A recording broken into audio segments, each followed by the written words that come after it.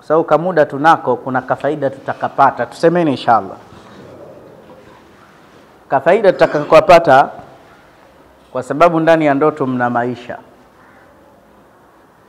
Ar-ru'ya min Allah. Ar-ru'ya min Allah. Mashallah, mashallah. Habib, tafadhal. Karibu Sheikh. Ar-ru'ya min Allah.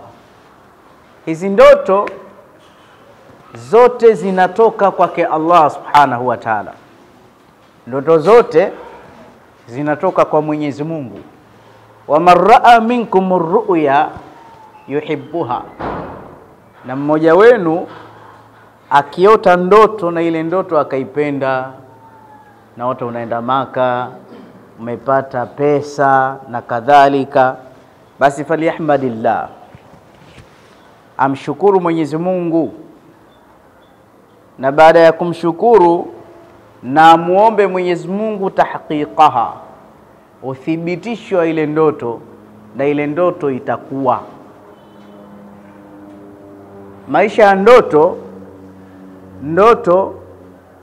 muumini khasa hatakiwi yasiote. Mtu itakiwa aote, na hasa mtu akiwa taqi anaota ndoto za kweli kabisa. Wanasema mtu akiruzi ucha Mungu anaota alafu anasahau. Napata ndoto ya maana alafu unasahau. Sawa Lakini mtu akizidi kupinduka ndo anaota ndoto za ajabu za mashetani. Unaota mtu anakimbia alafu amekatwa kichwa, sio anakimbiaje mtu huyo? Haya mashaka makubwa. Na hapa Shafi utakuja kufuatilia taaliki sana hapa. Ndoto hizo. Kwa hiyo ndoto ni ahamu shay. Umeota nini? Mimi nimeona baadhi ya ndoto mzuri. Alafu sasa nitakwambieni kitu kimoja. Ukiota ndoto, sio kila mtu umpelekea akakufasiria ile ndoto, kwa sababu ndoto zina masharti yake. Ile ndoto vile utakavyoifasiri ndo inaelekea kule unapoikagua ndoto. Anasema wadakhala fi asmahu fi sijni fatayan. Akaingia Nabii Allah Yusuf gerezani na vijana hawa. Wale vijana wakaanza kusema yao, bwana tumeota hivi. Sasa sisi tunakuomba utupe tafsiri, inna naraka minal muhsinin wa innahu minal muhsinin. Sisi tunakuona we mwema, unaweza. Wa mwanzo akamwambia mimi nimeota bwana na kamwa juisi, sijui hivi. Nini maana yake?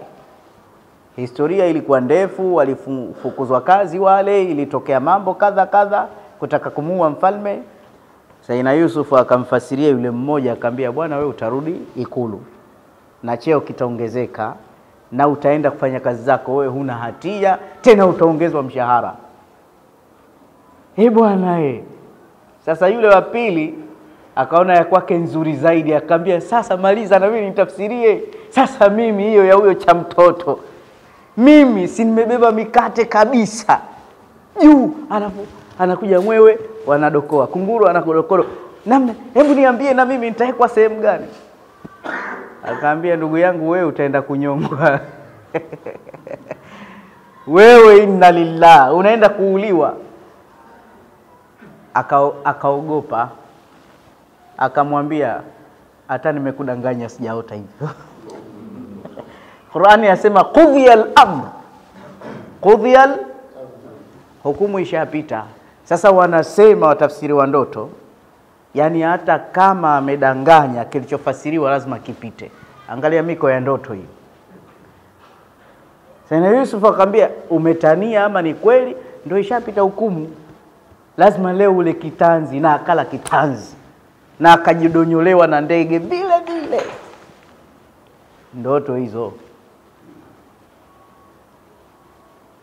Ndoto hizo. Umeota ndoto moja kali kweli, lakini hapa siisemi kwa sababu nikisema inaweza ikawa Sheikh Abubakar anacheka. Ndoto yake hiyo, shekhe, nimeota mpaka nkalia juzi. Ndoto ya hatari sana, ndoto ya hatari. Lakini siifasiri, siisemi kwa sababu kikagua tusimpoteze mzee wetu. Ndoto yake, habari yake mzito. Au nabisha nianze kuisema sasa hivi? Ala.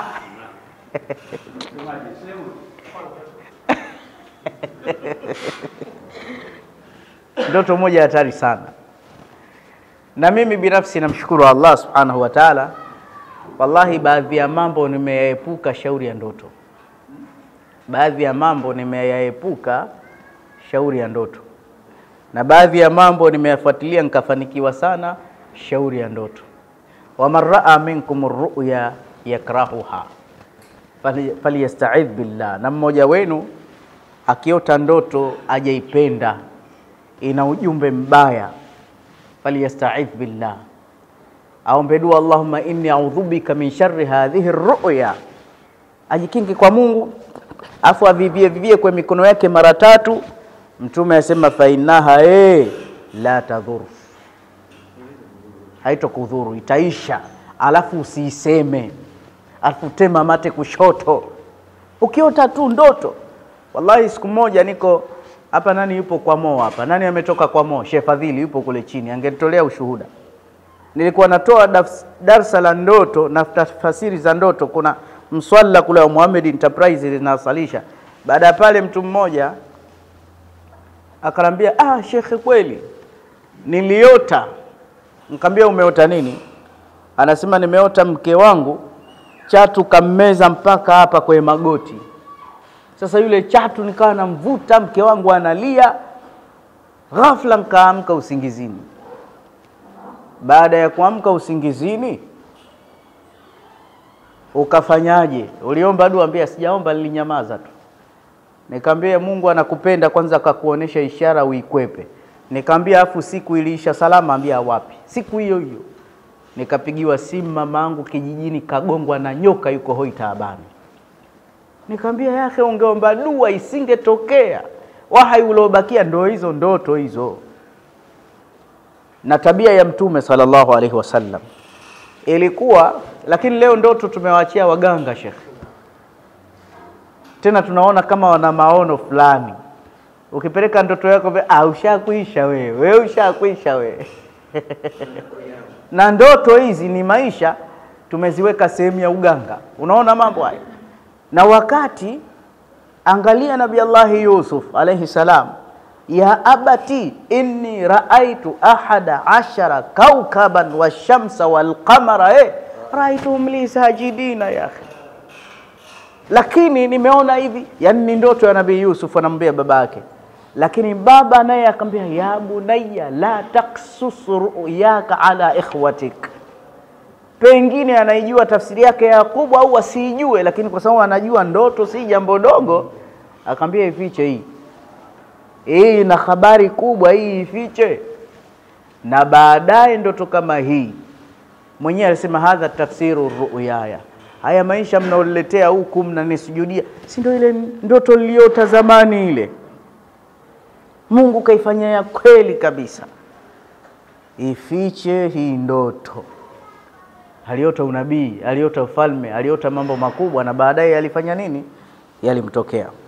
Sasa Mtume sallallahu alaihi wasallam ilikuwa tabia yake, ilikuwa kila akiamka asubuhi anawaambia masahaba, wewe umeota nini, ili apate kukagua ndoto zao. Na kupitia ndoto, Sheikh, tumepata makubwa. Miongoni mwa makubwa, hii adhana si ndoto mtu kaota bana. Watu wanafikiria tunawahitaji Waislamu shuria al-adhan li ila'i nasi lis-sala. Tangazo tunaitana vipi? Mwingine asema tugonge kengele, ambaye tutakuwa kama majusi tu, kama Wakristo tu. Mwingine tufanye hivi, sijui tufanye hivi. Mmoja kaota ndoto, Allahu akbar, Allahu akbar, shahadu an la ilaha illa Allah, mpaka leo adhana hii. Hiyo istikhara hiyo, mfano sawa. Mtume sallallahu alaihi wasallam ametufundisha istikhara kasurati min alquran. Ukitaka kuoa, si tunaipeleka istikhara kwenye kuoa tu, katika mambo mengi, katika mambo mengi kweli kweli. Sasa mfano unataka, kuna jambo, kuna mtu umempenda, ukifanya istikhara mara nyingi majibu yake yanakuwa ya aina tatu. Aina tatu. Raka mbili tu zile. Allahumma inni astakhiruka bi'ilmika wa astaqdiruka biqudratika fa innaka taqdiru wa la aqdiru wa innaka ta'lamu wa la a'lam wa anta 'allamul ghuyub. Allahumma fa in kana hadha al-amru khairun li fi dunyaya wa unaisoma ile dua ya istikhara ile. Ukishasoma alafu unalala zako. Super kabisa. Unaletewa njozini. Mfano mimi, mmoja kati ya wake wao ajibu sana Sheikh. Nilifanya istikhara zangu usiku, nikaota nadumbukia kwa kisima. Basi ile nadumbukia, nikadakwa na mwanamke ananukia hatari. Kuangalia si ndio kile kifaa. Kulipokuja sema ntilie ni fataha hapa bwana. Sheikh, mpaka leo mwaka 16 ndoa ile kama tumeoana jana, mpaka leo wewe unavamia una cha istikhara, una cha nini?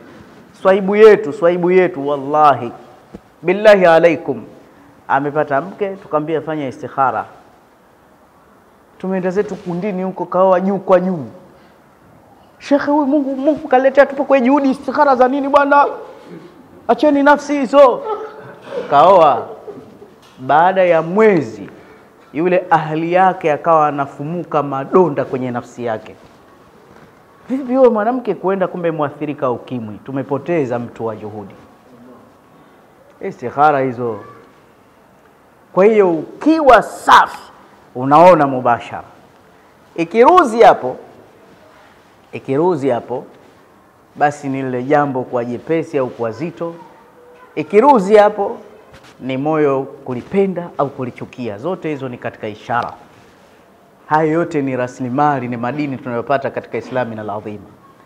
Lakini siku moja sasa Mtume sallallahu alaihi wasallama siku moja aliota yeye mwenyewe, naye alikuwa akiota. Siku moja asema laqad ra'aytu ar-ru'ya, na mimi nimeona ndoto. Laqad ra'a aswiratain talma baina yadayhi.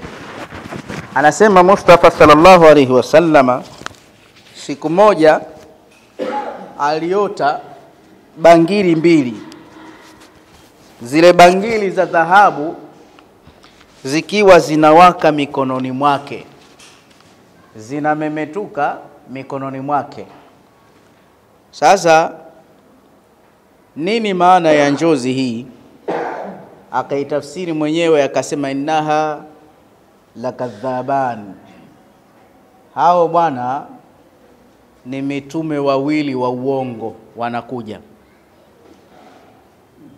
Ni mitume wawili wa uongo wanakuja, tena nikiwepo, haina kheri. Akaja mtu mmoja anaitwa Musailimat al-Kadhab, lakini na Aswad al-Si, anafunga kiremba, anaacha macho tu kutilia nguvu ule utume wake wa uongo. Na alikuwa na uyunan, alikuwa na wapelelezi ambao kazi yao wana suspect maisha ya watu. Sheikh Abakari, wewe unaumwa nini? Unasumbuliwa nini? Sheikh Shafi, wewe una nini? Basi alafu anampelekea zile habari.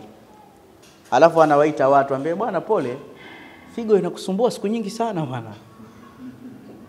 Wama adraka, umejuaje? Ambie ana nabiyun Allahu yuha ilayhi, sinapata wahai bwana. Unauliza vitu kama sisi kwa mitume kama sisi. Alafu anatoa muuna pesa, ambia kasaidie shida zako bwana. Basi kwa njia ile akapata watu kibao. Akaingia miji ya Ghaffani, akaiharibu kwa risala yake mbaya kabisa. Akaharibu risala yake hii. Lakini pia akatoka Ghaffan akaenda nchi ya Bahrain. Bahrain ni Yemen. Wakati Mtume sallallahu alaihi wasallam anaiacha ilikuwa ikiitwa Bahrain na ilikuwa kubwa sana. Israeli, Palestina yote ilikuwa imeungana. Wakati alipoingia pale Bahrain akaanza kusambaza risala yake ye Mtume. Lakini wakati huo kule Yaman alitumwa Abu Musa al-Ash'ari na Muadh bin Jabal radhiyallahu ta'ala anhuma. Walikuwepo kule, walitumwa na Rasulullah sallallahu alaihi wasallam. Kuna mtu mmoja anaitwa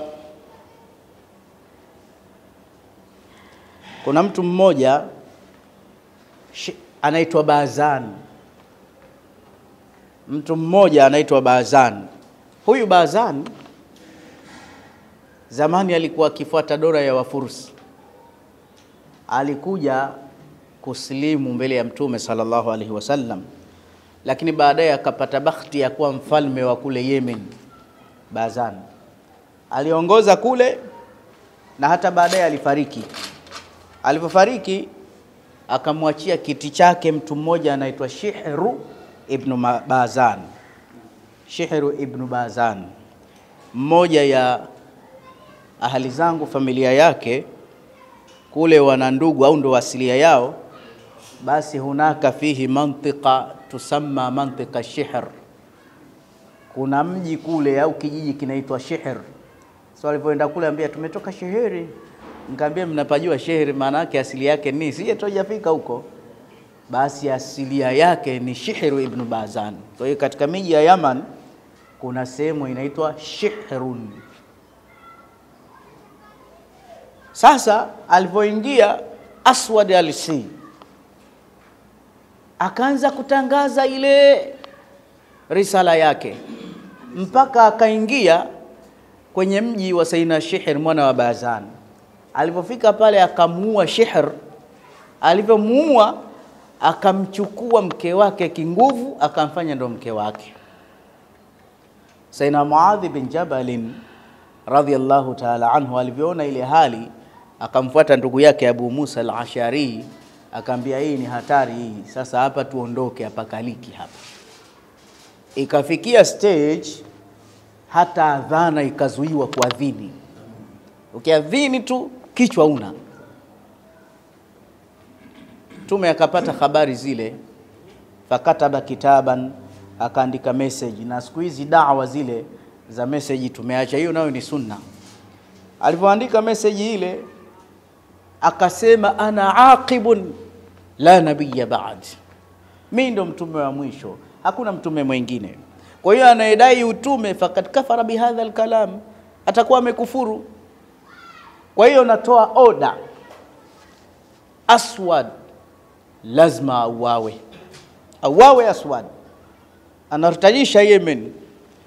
Vijana wachache wakaipata ile barua, akaipokea mtu mmoja anaitwa Fairuz ad-Dailami radhiyallahu ta'ala anhu.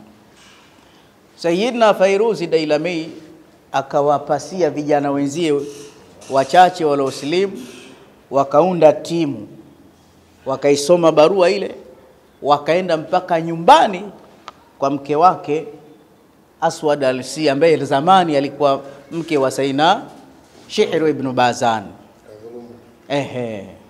Walipofika pale wakamwambia, lakini yote tunazungumzia njozi. Walipofika pale wakamwambia, mama, sisi tunajua fika, huyu bwana amemuua mume wako, anaishi na wewe bila ya ridhaa yako. Sasa kama unaona kuna usahali, tuoneshe njia ya kumuua, kwa sababu mtume katoa agizo hilo. Yule mama kwa sababu ameushiba Uislamu, hakuathirika na mapenzi, akasema nataka nimpate mtu mwenye akili zake, kiasi aswa, aje usiku nyumbani kwangu, nitamwekea sime pembeni mwa mlangoni mwangu, alafu nitampeleka pale ambapo amelala mume wangu. Usiku akaenda Sayyidina Fairuzi Dailami. Alipofika akakuta sime kwenye mlango, kisha yule mama akamwambia haya nifuate.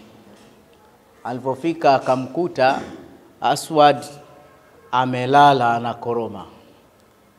Al-anbiya utanamu a'yunahum wala yanamu qulubahum. Mitume wa kweli inalala macho yao, yanalala macho yao, lakini nyoyo zao ziko hadhiri. Angekuwa nabii kweli yule angejua hatari, lakini ndo kwanza mguu juu, hana hata habari. Mama yule ambia unashangani, maliza. Fairuz naye asema alfursatu la tataqarra, akamchinja bwana. Masahaba wana usongo, akamchinja mpaka akatenganisha kichwa na kiwiliwili, akawa yahuru kama yahuru thawr, ile ng'ombe dume lile anakoroma. Sasa si wakaja walinzi, waladhi hadatha, kuna nini jamani? Mama asema idhahabu rashidin, hapa amani tu, yani hakuna hata tatizo. Ambia na huku kukoroma, ambia nabii wenu wahi unashuka, kuna aya zinaongezeka wahi yuha ilai, anapata wahi. Kume mtu ndo kishawawa.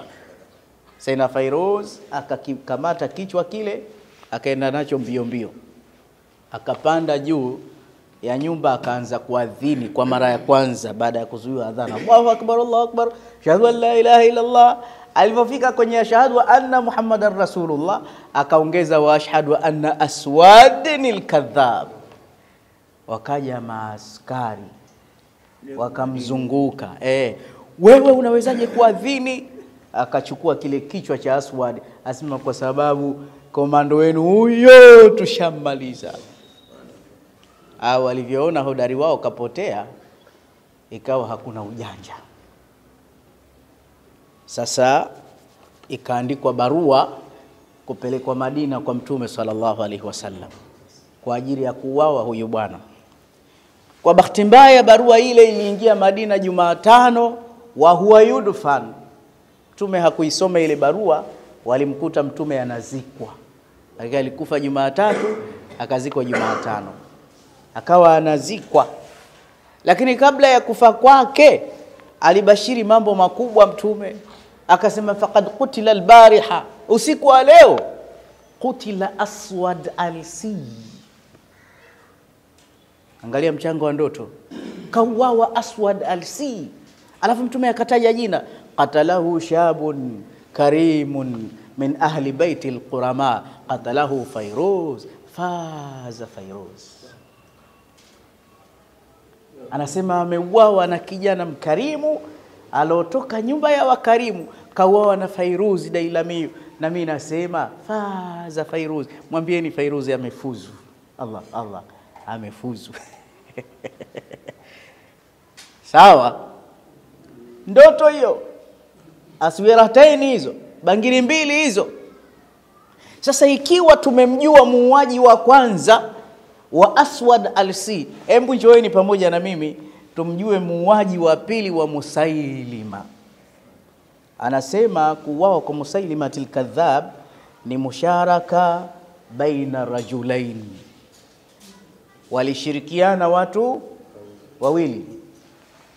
Mtu mmoja anaitwa Wahshi ibn Harbun na Abu Dujan radhiyallahu ta'ala anhuma. Abu Dujan ni sahaba ambaye siku moja Mtume sallallahu alaihi wasallam alikuwa akinyanyua panga lake, kisha akasema man ya'khudh hadha as-sayfu bihaqqihi, haya nani atachukua panga langu lakini kwa haki yake, sio kuchukua. Basi kila mmoja nipe mimi fujo, nipe mimi ya Rasul. Abu Dujani akasema hebu subirini, ايش حقه ya Rasulullah, hebu tuambie haki yake ikoje? Akasema ama haki yake antadhriba al-adu hatta ya'waj, ni kumpiga adui pale kwenye mfupa mpaka ubendi, hiyo ndo haki yake. Akasema nipeni mimi.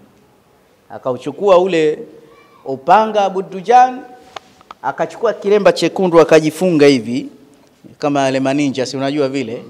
Alafu alipolishika lile panga akaanza kutembea kwa ubabe, piga mluzi. Unaona akawa anatembea hivi ile kwa jeuri na majigambo kidogo. Mtume akasema sallallahu alaihi wasallam, hadhihi mishyatun yakrahuha Allah, ama hii miendeko na kutembea hivi kwa jeuri na majigambo, mwendo huu anauchukia Mwenyezi Mungu, illa fi mawatina hadha, isipokuwa katika medani ya vita ndo anapenda ubabe huu. Basi akazidisha kuyumba mwanaume yule, akaingia katikati ya panga za maadui, akapiga kwenye mfupa mpaka ukarudi umebendi.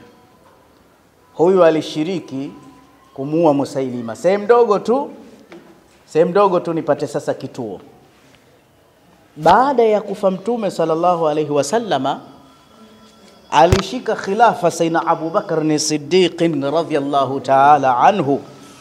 Khalifa alishika khilafa yake kipindi kizito, kwa sababu baada ya kufa Mtume sallallahu alaihi wasallam, Waislamu wengi sana walirtadi, isipokuwa walibaki watu wachache Maka na Madina na Taifu kidogo. Lakini pia wenye mali wakakataa kutoa zaka. Kwa hiyo kwa kweli ilikuwa ni kipindi cha uongozi mzito, na vilikuja kuzuka vita vya Ghazwatul Yamama, ambavyo vita hivi kwa kweli vilitutia hasara kubwa sana sisi Waislamu, kwa sababu katika vita hivi wale hufadhu waliohifadhi kitabu cha Qur'ani 500 shakhsa, watu 500 walikatwa kichwa mahafidh. Hatari, watu 500. Musailima alikuwa na jumba lake kubwa, amejifungia mle na geti. Humo ndani ananyonga Muislamu mmoja baada ya mwingine. Kila saa unahesabu kichwa cha 10, kichwa cha 20, kichwa hicho, watu wanakufa.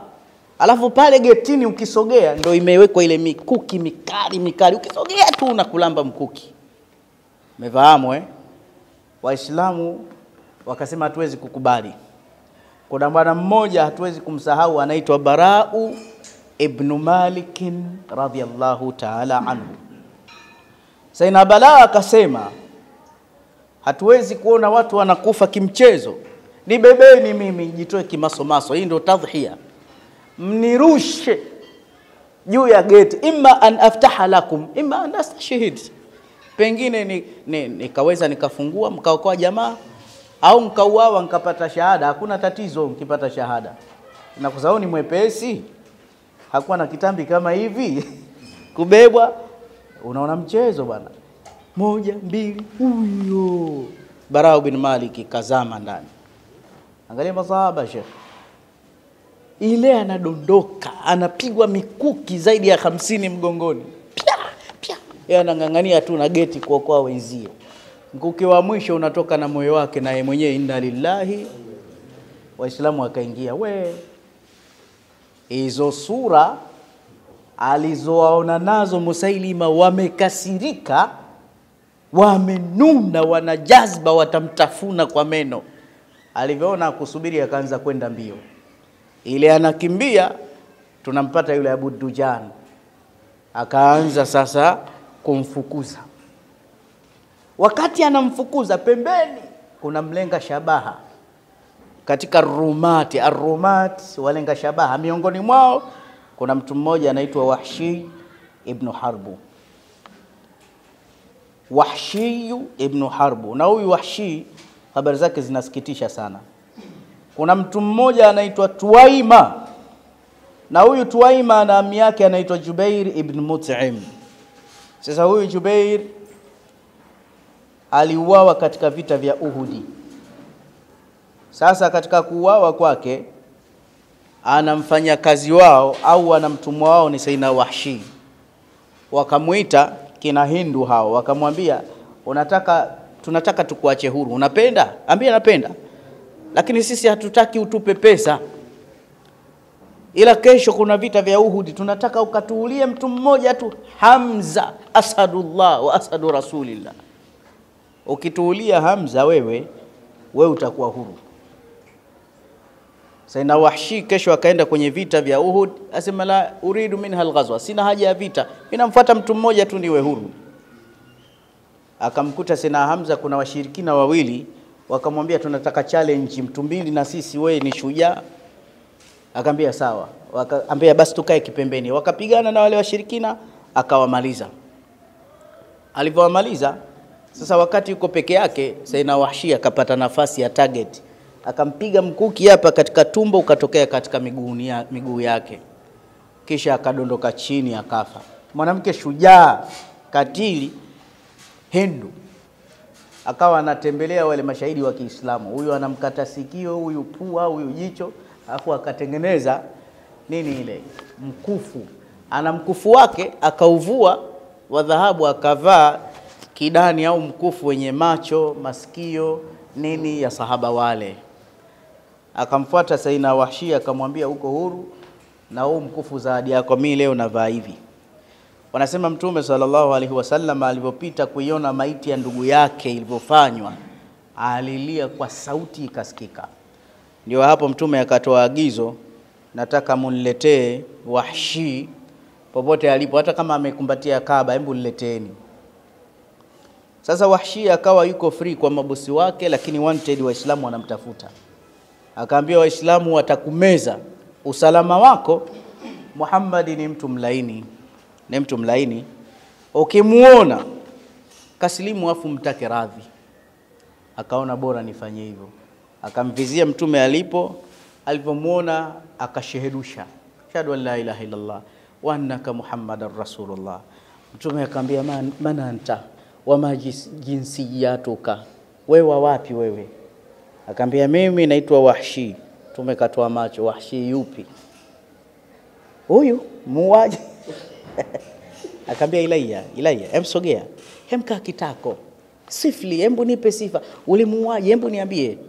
Mtume kishabadilika, alivyoeleza kidogo Mtume kalia, kisha pale akamwambia naomba utoke. Haya, sogea, kaa kando. Basi Wahshi akasema sinshaslimu, mbona kana kwamba nafukuzwa? Mbia Alislamu yajubu ma qabla, Uislamu unafuta yalokuwa kabla. Hivi sasa laqad fatahta safhatan jadidatan ma Allah, umefungua ukurasa mpya, huna madhambi, lakini ulimgusa Mtume ndugu yake kaumia, lakini huna maana ya kufukuzwa. Na huyu bwana alikuwa anapata tabu sana, kila Mtume akizungumza akimuona analia, namkumbuka Sayyidina Hamza. Basi alikuwa anapata shida, lini Mtume atakuja kusahau kadhia hii siku moja tu, itakuwaje? Sasa tahamakia huyu bwana akamuona Musailima anakimbizwa na Abu Dujan kwa sababu ni mtu wa shabaha, akasema haina neno, mkuki ule ulomuua Sayyidina Hamza leo nammaliza kafiri mkubwa huyu. Akampiga mkuki wa mgongo ukatokea tumboni, akadondoka kafa. Mwanamke mmoja anashika kichwa, ya ruwaya nabia, eti wanamlia Musailima, jamani Mtume wetu kaua watu makafiri, jamani makafiri nyie. Nyie ndo makafiri. Watu wanatabu na watu wakipambiwa ukafiri. Yani watu walikuwa wanasema afadhali tumkubali huyu muongo wetu Musailama kuliko kumkubali mkweli wao Muhammadur Rasulullah, alimladi ule ukorofi tu. Unaona ndoto kama hizi Mtume kaziona, zimemsaidia, akatoa tahadhari. Na wewe umeota nini? Kwa hiyo busara la leo tunasema si vyema wala si busara kwenda kichwa mchunga. Waislamu, hizi ni neema, ni rasilimali zetu. Nenda msikiti wako kwa shekhe wako, mwambie shekhe nimeota hivi. Kuna baadhi ya ndoto zimeelezwa na ulama, lakini zina pande mbili. Mfano ukiota unapaa, wanasema utakuja kuwa mtu mkubwa baadaye. Lakini upate ile ilmu nafsi, elimu ya saikolojia kujua hii ni ndoto sahihi. Lakini zikija kwa upande mwingine ni mashakili ya kishetani. Mimi nilivyokuwa mdogo nilishawahi kuota ndoto za kupaa, lakini sikuwa na hizo masi za mashaitani. Sawa? Sikuwa na masi za mashaitani. Na mimi siko mbali, mimi mtu mdogo sana. Lakini pengine ndoto zile ni ishara ya kuwa hapa kwenye media kama hizi. Mwingine ukimleta hapa alia. Hapa si mchezo hapa. Mbele ya macho ya watu unaona mchezo. Si tulienda huko Nyamisati Rufiji huko, sehemu ambao upepo ndo unageuza. Mzee mmoja tukamforce aje azungumze. Cha kwanza alivyokuja, tupo msikitini, kina mama wenzangu jamani, salamu alaykum. Watu wanatizama, alia. Basi akaamka amiri, mashehe mmemuelewa mzee kwa uchungu wa dini kalia namna hii. Uchungu wapi? Anaogopa. Umeshafahamiana vizuri. Kwa hiyo ndoto. Sasa ili upate ndoto sahihi, nimekumbuka kitu kingine. Wacha nikichomekee hapa. Ili upate ndoto sahihi pia lazima ujisafishe na mashetani. Kuna watu wengi wanaambia shekhe, nimeota hivi. Nikimuuliza na dalili za mashetani, naambia wewe huna ndoto za sawa. Wewe unalimbotiwa kichwani mwako na maibilisi, wana vituko kama nini? Wana vituko kama nini? Na ukiwa upande huo ndoto zako ni zile mbaya mbaya, kuota kula nyama, hiyo ndoto mbaya sana hiyo. Ndoto mbaya. Tulienda shekhe Burundi katika upande wa da'wa. Tulienda Burundi. The first time kupanda mwewe kwa ajili ya Allah. Julius Kambarage Nyerere, tumeingia Burundi. Tulipofika kule niko na mzee wangu mmoja. Tunaenda tunafanya dawa, tunapelekwa msikitini, tunarudi. Hatuelewi. Usiku ile mzee akaota samaki wengi. Akaniambia shekhe, tutakufa nini huku maki una vita? Nimeota samaki wengi. Nikamwambia hela hizo. Yaani hapa hela. Basi kila siku akawa nasubiria kweli. Shekhe vipi? Nikamwambia hela. Wallahi tulivorudi tuna pound, tuna dola, tuna shilingi. Hatari. Basi ilikuwa mji kama ule wallahi. Kila tajiri anakuja, shekhe twendeni, afu akifika anafunguka uwezo wake. Kuna watu wana pesa bwana. Wallahi kuna watu wana pesa. Shekhe Uthmani twende, tukifika yani siku moja tunazunguka kampuni la mtu tu. Hii ni garage, hapa naagiza hivi, twende huko na mgodi wa madini, yani tunaoneshwa zile mali tu. Sasa ukishaoneshwa vile si unajua mkono mtupu, si kuna macho kuona. Macho kuona imo macho kuona. Hapa nikaa namwambia mzee wangu wetulia, usiwe na jazba. Hapa tukiondoka wanene.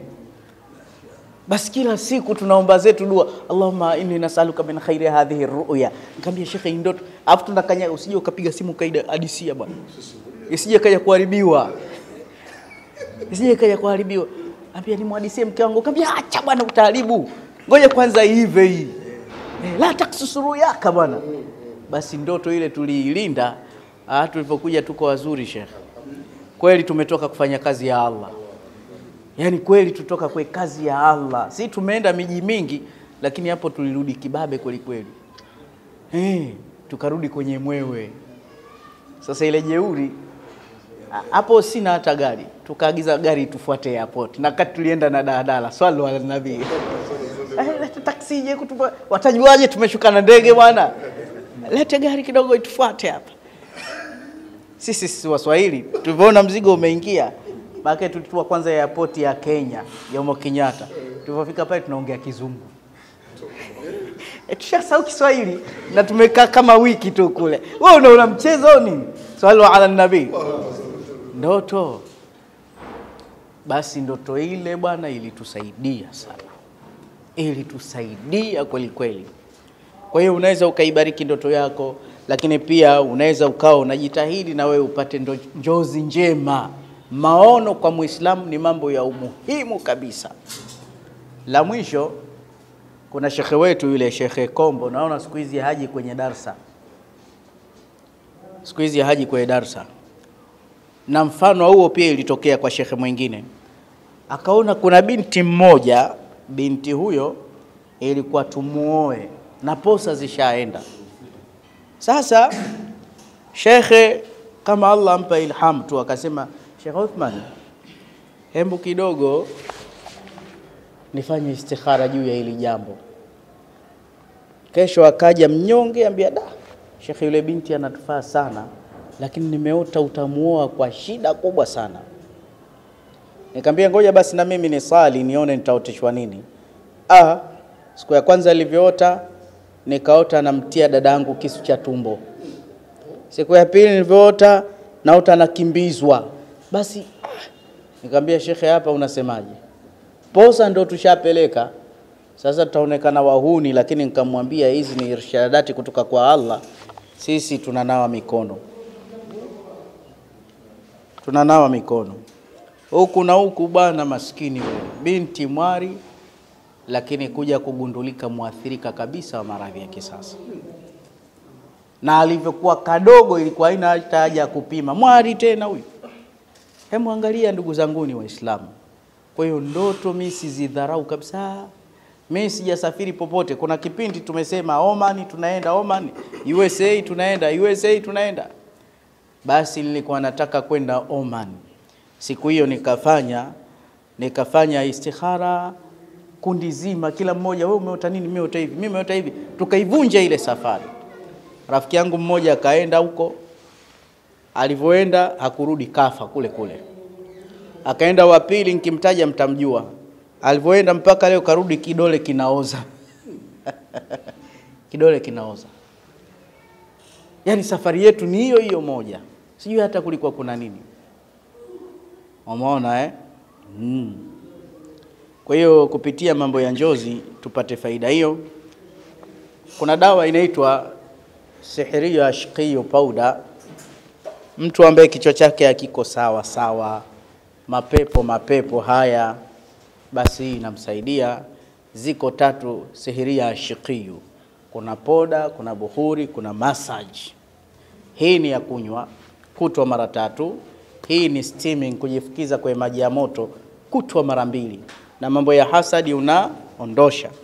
Lakini kuna mafuta ya muhimu sana yaliyopata visomo.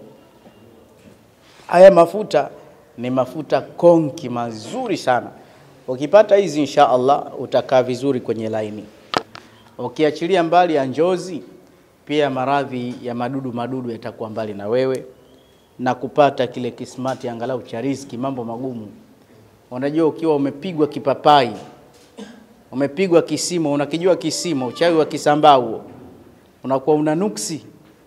Kila unapoenda ufanikiwi, na kuna watu wana historia hiyo. Yani wewe unaenda kuomba kazi kama umeenda kutukana. Yani ukigonga tu pale na CV zako, wewe unasemaje bwana mdogo? Rudi kwanza, kaa pale. Alikuwa nataka tulia kwanza, tulia. Halafu unaona wa kwanza kapita, wa pili kapita.